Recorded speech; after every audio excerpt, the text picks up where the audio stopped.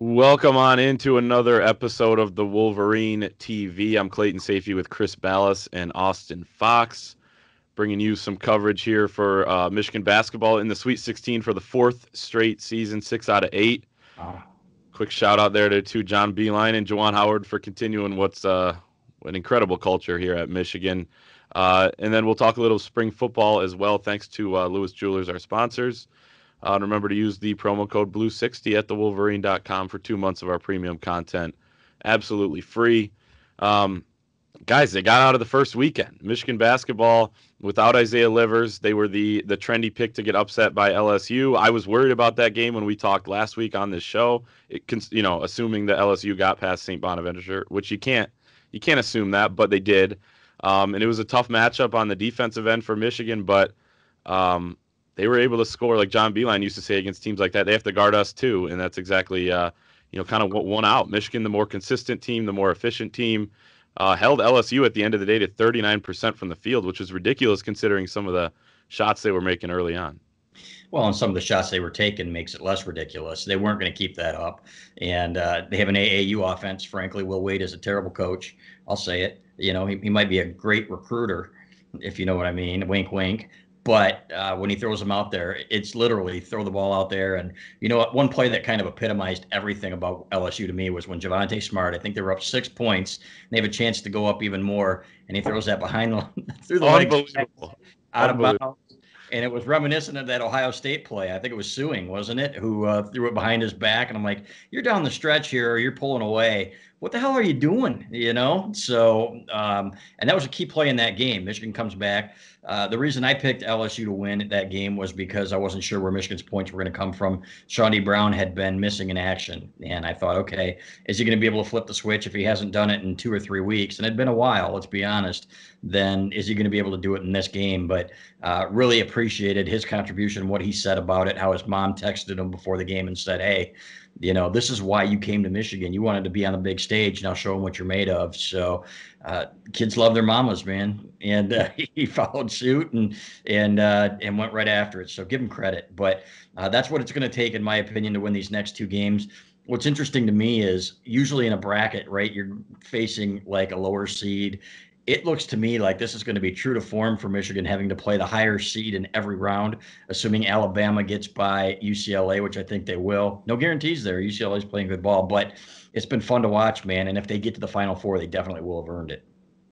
Yeah, LSU has a ton of talent, like you said, but obviously they don't play together as a team. They have multiple 5 stars on that roster, but again, it doesn't really matter if you don't share the ball. The final assist numbers were 22 for Michigan and only 8 for LSU, so that kind of sums up the evening in a lot of ways. In a team meeting prior to tip-off against LSU, one of the first things that assistant coach Howard Isley said is that we do need to get Shawnee Brown going again, and he told the whole team that. That was kind of the elephant in the room. Phil Martelli said on a radio show this week, Shawnee Brown had been averaging 4.8 points per game over Michigan's previous 8 games, including 2 scoreless outings. So he had really been non-existent in a lot of these games, but this is really what you need in March. Guys stepping up, senior specifically. Shawnee Brown had 21 in that game against LSU.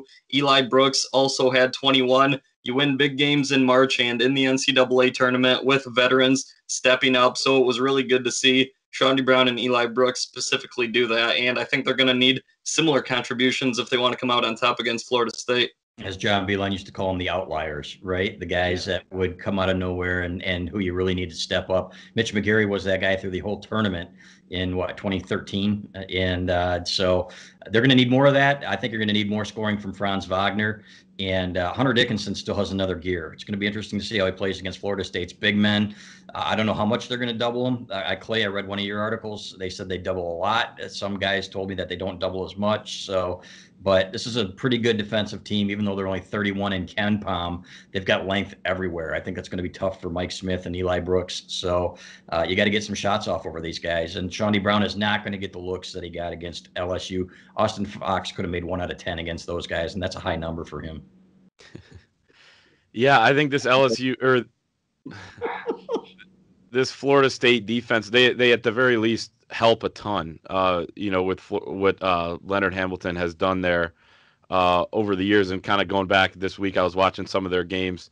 They bring a ton of help, and what that's going to leave open is open shooters. They allow, in the 200s, they're in the 200s in allowing 3-point attempts. They're not very good. They're 105 in the country in 3-point defense. So there's going to be some open looks. Now, Michigan without Livers, an elite shooter, is a little more inconsistent. We talked about Shawnee Brown and how he's been inconsistent throughout the season. He was that outlier. Eli Brooks is shooting tremendous from the three right now, 54% over his last 5 games. But can he do it again? I think he can. Will he? We'll see. Franz Wagner, you mentioned as well, is probably going to get some looks in this game, and he's got to knock him down. That will be an interesting matchup, too, when Scotty Barnes is on the floor, a guy who basically matches up with him. He's actually, he's a 6'9" guy that handles the ball well, kind of plays the point for them at times. And Franz Wagner is a guy that Michigan has in ball screens a ton, handles the ball at like 6'10", 6'11". So that's kind of a pro matchup right there. A lot to look at with this matchup. I think Mike Smith is going to be obviously undersized like he is most games, but once again against the tallest team in the country, according to Ken Pom in Florida State. So, I mean, I guess what do you guys think looking more at the matchup, just about some of the individual matchups here? It's going to be fun to see 7-1 on 7-1 too down low.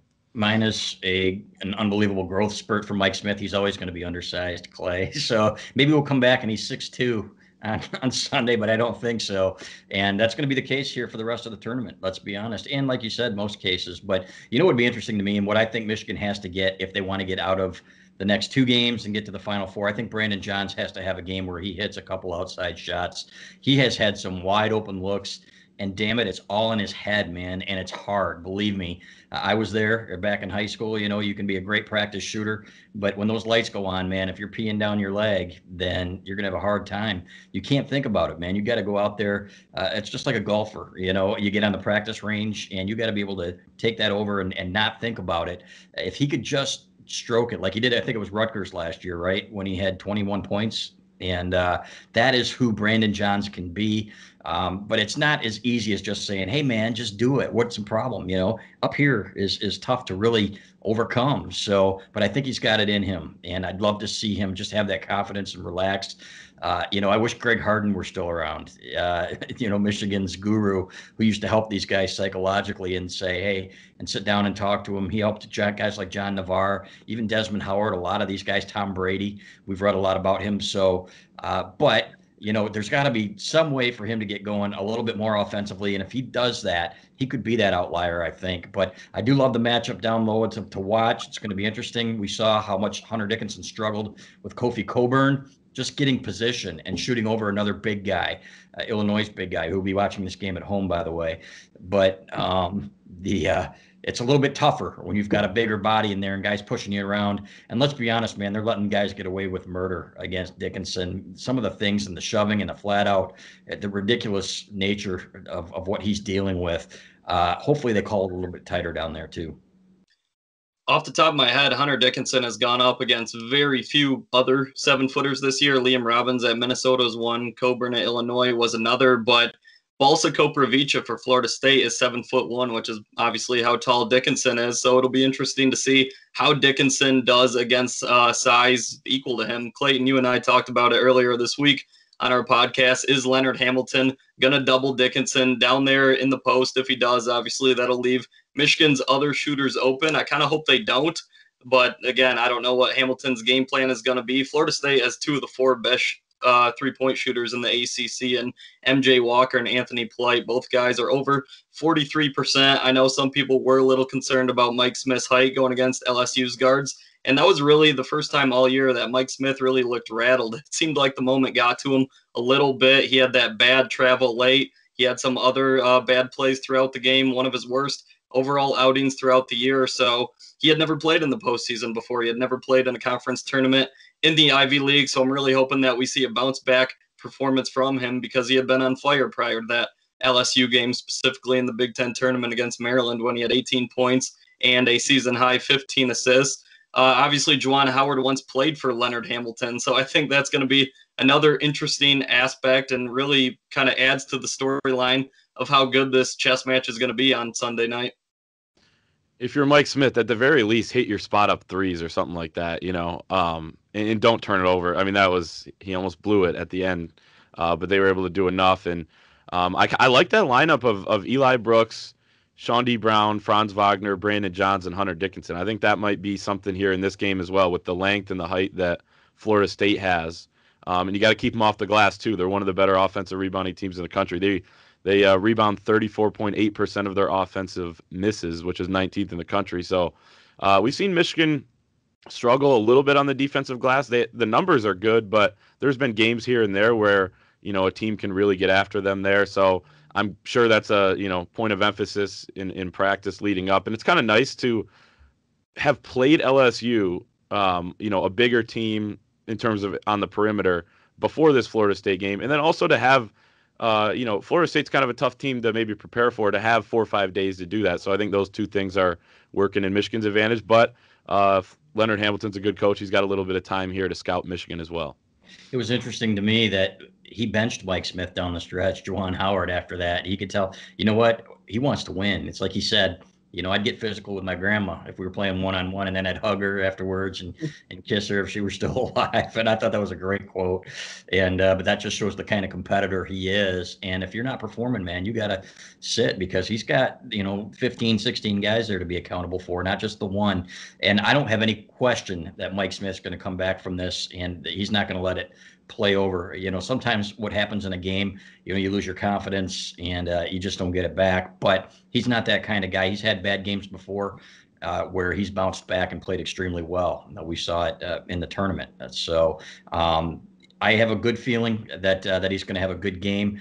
It's going to be harder for these guys to shoot over people. The one thing that's interesting to me is will they sag their defense a little bit? We know that Mike Smith can shoot that pull-up J, but take away guys getting to the rim and not help as much because of that length. Well, they have to, and stick to those 3-point shooters. So, like you said, it's a chess match. Florida State, I can't remember the last time they were in the Final Four. When was it? Do you know? Did you guys do Not under Leonard Hamilton. Right. So, and at least probably the 90s at the early. Right. Yeah. So, but they've got a shot here. It's a little bit different team. They're not as good defensively, but they're better offensively. It's not going to be a 58-54 game like it was although maybe it will be. You never know, man, in the tournament. You just don't know. But I think this one can go either way. I think I picked Florida State to win by, a couple. But, again, if a couple guys step up, will not surprise me in the least if Michigan wins this game. Yeah, I think this game is a true toss-up as well. I believe the point spread right now is Michigan by 2.5, if I'm not mistaken. So that kind of sums it up perfectly. Clayton, I think you said you were at that 2018 Elite Eight game against Florida State, and you said it was, the best neutral court atmosphere that you had ever been at. I remember watching that game on TV, and I think it was in Los Angeles. I was there. Well, right, but Clayton has a fan and contributing to that atmosphere. So okay, good. I remember watching on TV, man, and just thinking that this place is rocking down the stretch. And I remember Duncan Robinson hitting that corner three that put Michigan up 10 late, if I'm not mistaken, and that kind of put the dagger in Florida State. And those were obviously two really good defensive teams. The 58-54 final score really summed that up. But Chris touched on it. Florida State's 26th nationally in field goal percentage. So this is one of the best offensive teams in the country. With that being said, you still don't know what to expect. Off the top of my head, I don't think Florida State has ever been to a Final Four. I could be mistaken on that one. Leonard Hamilton has been there for a long time. That was his best tourney run, and obviously Michigan ended it. So maybe revenge will be a little bit of a factor. And again, that Hamilton-Juwan Howard chess match it's just so fascinating to me, and that's really going to be one of the main things that I'll be keeping an eye on in this one. Must be nice to be a Michigan basketball groupie like Clay and be able to follow them all over the place. And you probably go to the European trips too, right? In the offseason, some gym in Serbia or something like that. Never left the country. Yeah, maybe once. But that was an unbelievable environment. Do you think Leonard Hamilton will foul if his team is down 4 with 10 seconds to go? That was unbelievable. It was like 13 seconds to go. And everybody's extend the game, man. Stranger things have happened. I remember when Michigan under Beeline, when they had a bad year, they were up 7 with 10 seconds to go, and ended up losing that game. They couldn't get the ball in bounds, missed a free throw. And then all of a sudden, you lose or I don't know if they went to overtime or they lost in regulation, but stranger things. And when you're in that situation and your season's about to end, man, extend the game. It was crazy. And everybody's waiting. All the guys with the ball were just like, hey, where's everybody?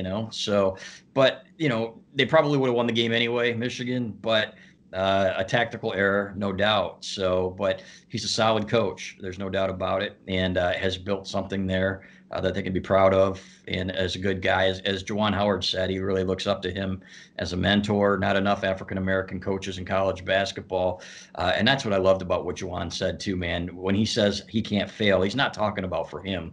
First, he said for Michigan, and that's why he brought Phil Martelli in here with him. He said, "This is Michigan, my alma mater. I cannot fail. I cannot act like I know everything." And then B, hey, this is for all of the guys that might not have an opportunity, and maybe I can open some doors for them. He didn't say it directly, but he implied it, and I loved that, and I love that about him. Yeah, that a great press conference the other day from Jawan. Yeah. The questions were, allowed him to really kind of. It wasn't all about basketball, but it shows what kind of guy he is. And then just my last thought on Leonard Hamilton, like the fact that he has been such a good coach and Florida State's done well, and hasn't made a Final Four, is crazy, and it makes you kind of appreciate the times that like a team like Michigan gets there. Leonard Hamilton probably will get to a Final Four, is my guess. Everyone keeps saying that at some point in his career. If you're a Michigan fan, you're hoping it's not this year. Juwan Howard's going to get to some, and you're hoping that he gets to one in his first tournament, and it'll be interesting. I got Michigan in a tight one. Austin, did you give a prediction? I got Michigan in a tight one as well, maybe a 65-60 type of game, 70-65. I think it's going to come down to the wire. And a quick correction from earlier, Florida State lost to UCLA in the 1972 national title, so they have been to at least one Final Four. There you go. And Michigan fans hoping they don't get back to another one for at least another year.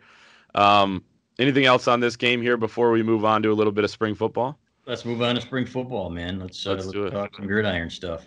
Yeah, so they're going to hit the field again next week after a couple weeks off. Pro Day obviously was taking up some of the attention this week. I thought some good showings from some of the Michigan guys.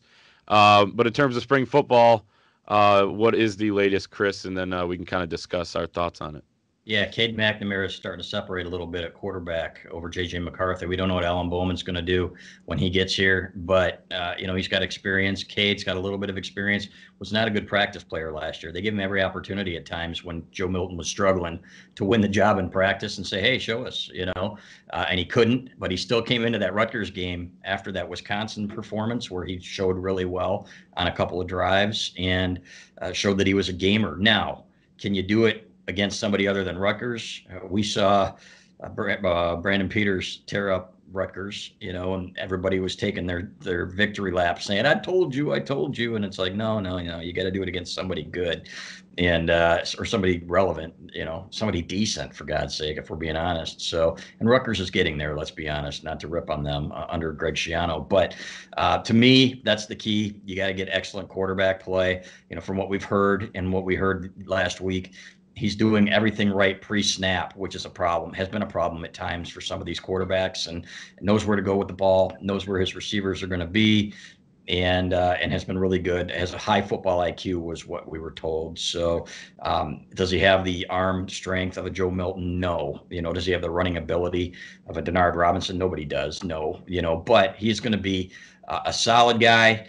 Does he have enough pieces around him to make this offense click how it needs to? Because, frankly, it hasn't been good enough the last couple of years, only in spurts. He had one spurt, I think Austin wrote in an article a couple of years ago, where they really put it together under Shea Patterson. Other than that, just not good enough. Yeah, someone posted on our message board yesterday that they think McNamara will be the starter and maybe Bowman as the backup. And someone responded acting like they were surprised that J.J. McCarthy wouldn't be in the two deep, but I really don't think that would be a knock on McCarthy if he's not. You have to remember he's a freshman. He's obviously never taken a college snap. And then you have guys like McNamara and Bowman who have played a little bit in college. So even if McCarthy, is not in that two deep, I don't think that will be anything to be concerned about. The sample size is incredibly small with McNamara. We've said that countless times, but to the intangibles that I did like seeing from him last year in that Rutgers game were his poise and his grit. He didn't get rattled when Michigan was down 17 and obviously dug the team out of that hole. So I think that that's one positive aspect you have to take into account. Potential injury concerns might be a little bit of a concern with him moving forward. He obviously got hurt the following week against Penn State, and it's going to be important for him to stay healthy if he does wind up winning that starting job. But again, he has to do it on the field, and I think it's hard to get very excited about the position until we see someone execute at a high level in multiple games next fall. Yeah, he looks even more feeble than Austin at times out there, Clay. I mean, this guy is, he's got to put on some meat there. So it's like there are times you look at Austin and you say, hey, give this guy a sandwich, in the office. So, so he's got to get stronger. There's no question about it. But the one thing you have to remember is that freshman quarterbacks that excel are the exception. Everybody looks, oh, what about Chad Henne? Chad Henne was the exception, okay? Tate Forcier had some moments as a true freshman. But the best quarterbacks that ever played here were guys that waited their turn. And you know what? There's nothing wrong with that. The problem is we live in a day and age of instant gratification. And if you don't get it, man, I could be playing somewhere else, or you got somebody else in your ear. And now the thing that Jim Harbaugh's been pining for, right? The transfer portal, and let's let everybody get 1 year free, has become free agency. So you got to do things to keep guys healthy and find ways to get them on the field. I think honestly that's why Dylan McCaffrey played a couple of times on some of those stupid plays where they had two quarterbacks on the field at the same time. Let's just get him some time here, so maybe he doesn't think about transferring, ends up transferring anyway. They got to change that culture to where guys want to stay even if they're not playing a whole lot, and it's easier said than done. Yeah, I agree. And, the transfer portal is ridiculous. You look at basketball, I saw a stat. It's over 3.4 players per team are now in the transfer portal if you, go by team. That's insane. So it is what it is at this point with the transfer portal. Like you said, I like the guys they have in that room possibly for the future. JJ is, supposed to be really the best recruit that Jim Harbaugh's brought in at the quarterback position. Cade McNamara should be a solid option. Alan Bowman should be a solid option if they have to go that route. There's something to a guy, though, in terms of Cade, who kind of embraced being down 17 and wanting to be the guy to dig them out of it. So from that standpoint, there's a lot to like that, he is that type of competitor. I think he had the awareness. You mentioned pre-snap. He has the awareness that Joe Milton lacked. Joe Milton has more of the physical tools, but I think Cade McNamara has the intangibles. So it'll be interesting to see what the quarterback position is. It does start there with this team. We've seen talent. You look at what Nico Collins did yesterday at the pro day. You look at some of the, even Donovan Peoples-Jones had an okay rookie season. There's some weapons and athletes around them at times. Starts up front with the offensive line and somebody to really make the plays at quarterback. And look at the college football playoff and who's in there and who wins college football playoff games. It's elite quarterbacks, Heisman Trophy finalist type guys. It's time for Michigan to have one. I don't know if that's Cade or Alan Bowman, but it could be JJ down the line. We'll see. Anything else out of spring ball that's noteworthy? Donovan Edwards obviously having a big spring here. Yeah, we've heard great things, and I'll wait until I see it on the field. But we've heard, special, and this guy could start from day one. We did hear that J.J. McCarthy looks like a Michigan quarterback. In other words, he makes all the throws, and he's got the size, and he's got the swag, and everything else. So down the road, I think you're going to see him be able to do something like that and end up to be the guy. But for this year, who knows, man? And a lot of it, too, depends on the offensive line. What if these guys are running for their lives? Great quarterbacks or good quarterbacks here have been ruined. Look at Devin Gardner. I think he would have had a much better career if he hadn't been running for his life and taking 27 hits in a game against Michigan State. That was abysmal, ridiculous. I hate to even bring it up. The guy probably still has nightmares about it. But that's going to be critical. How is this line going to play out? We've heard Willie Allen's a little bit out of shape, and this is a guy who you thought, wow, he could come in here and really do good things, and he's going to be a pro. If he's comes in like Mike Nwenu, he's not going to reach his potential. Now, Mike Nwenu had a really good year. Did he have the kind of year that he could have had? Clearly not, based on what he did in the pros the following year when he was in much better shape. So get him where he needs to be. I think you've got bodies there, but now it's up to Sharon Moore to put these guys together and find, how it clicks. And it's going to be really interesting to see how these guys play from day one, because you're going to have a line that hasn't played together before. Not to harp on the negatives, but I think the culture problem that we've talked about so often was summed up perfectly this past week when Cam McGrone admitted that he knew 2020 was going to be his final year at Michigan. He made that decision prior to the year after 10 good games in his entire career. He was a redshirt sophomore last year. Exactly, and that sums up perfectly the culture problem that Jim Harbaugh needs to fix. He was non-existent this past year, McGrone. He suffered that injury against Michigan State in the second game of the year, was banged up, and then tore his ACL against Rutgers in November, and then nevertheless called it quits and decided to move on. So again, you can't have guys with 1 foot out the door and knowing that they had one foot out the door before the season even began. So that sums up perfectly the culture problem that Jim Harbaugh needs to get fixed here. Speaking of those guys, just real quick on the pro days, what impressed you guys? Kwity Paye, there's a reason why he was the number one freak in college football last year by The Athletic. I thought Nico Collins impressed, and like there's been people talking he's got an outside shot at the first round, probably second or third. Like that outside shot's still there after what he did yesterday. Really impressive with 4.43. These are hand timed. These are not combine numbers. You have to point that out. But at the same time, you're comparing him to some of the guys around the country that are also being hand timed at their pro days. Chris Evans did everything he needed to do to possibly get drafted towards the end of the draft. I thought Jalen Mayfield was a little slow, very slow for what he's supposed to be and what I kind of thought he was. So any other takeaways from pro day? Yeah, boy, did anybody get more mileage out of one game than Jalen Mayfield against Chase Young, right? Yeah. So I wish him all the best. But another guy we didn't see enough of, right? And can't wait to leave. So that just blows my mind, what this is now. But yeah, it would have been nice to see Nico and Ambry on the field for Michigan last year. I think you go better than 2 and 4. I mean, some of their issues, and that's an indictment on the program when it's one or two guys here really making a difference. You need to have more depth than that. You shouldn't be playing walk-ons in your starting lineup. Adam Shibley, no disrespect, guys like that. And there are always exceptions, Jordan Kovacs, maybe an Eric Mays before he got hurt in '97, but that shouldn't be the case. So, but still, and Nico said, yeah, man, I was thinking about coming back, but I had the advance and, from my agent and so on and so forth. But, I'd have done whatever I could. I'd have petitioned the NCAA. That's just me, this guy with no NFL future. It's easy for me to say, right? So, however, are these things that you would see at an Ohio State, for example? I guess a couple of guys opted out there as well. I think most of them opted back in, though, didn't they, for the Buckeyes? So, but yeah, you wish them well. They're great. They're great kids. Nico Collins is a great kid. Ambry Thomas, all these guys. So you wish them well. And I would expect that Nico's going to have a good career and probably, again, a better career than he had at Michigan, and maybe that's opportunity or whatever. But, we'll see what happens. Wish him all the best.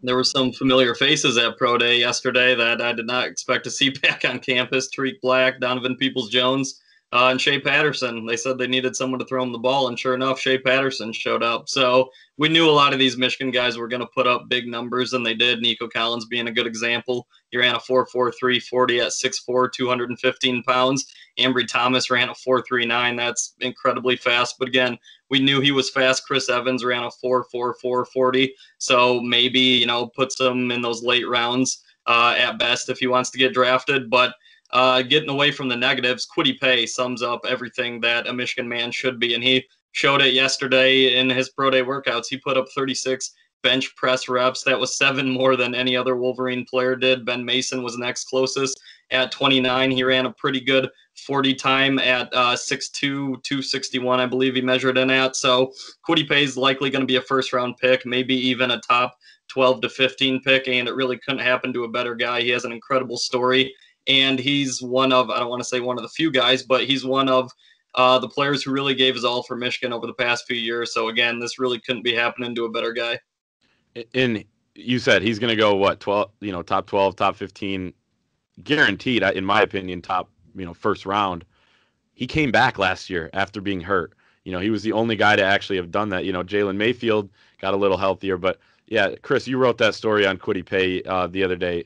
I mean, just unbelievable. I was watching on that press conference where he held up the note card that he's had in his wallet since 6th grade with motivational quotes. He wrote down what he's thankful for. Yeah, there's the tears. I mean, it's stunning. Like, we knew Kwity Paye's a great guy. I'd heard that story before. Yeah. But hearing it every time, like, you're sitting there and I'm kind of getting chills almost that this guy's about to live out his dream. Like you said, I mean, who would have thought, he was, I think, 3 or 4 when he came over from Africa. At that point, if you would have told somebody that kid's going to be a first-round draft pick, that's pretty cool. Genuine guy, man. And those are the kinds of guys you root for the most. There are guys who have left here and you didn't feel like they gave their heart and soul to the program. You still root for them. But this guy, I hope all his dreams come true, man. This guy, again, just a great representative of the university. On and off the field, he's everything you're looking for. There we have it. There's our show for this week. Michigan basketball in action, possibly 2 games, and then could be doing it again before the Final Four, but it's 1 game at a time here. Florida State will be a big, big challenge Sunday night, 5 o'clock, CBS in Indy. Remember to use the promo. Did you make that up, 1 game at a time? Yeah, no, I never heard that before. I just kind of came to me. Yes. Nice job. I think it'll stick. Yeah. So yeah, survive and advance is another thing I just thought of. So good job. Yeah, that's good. Yeah. Promo code BLUE60 at thewolverine.com. All of our coverage on Michigan basketball, Michigan football, spring practices, recruiting, everything that gets you 2 months of our premium content for free. We'll see you next time.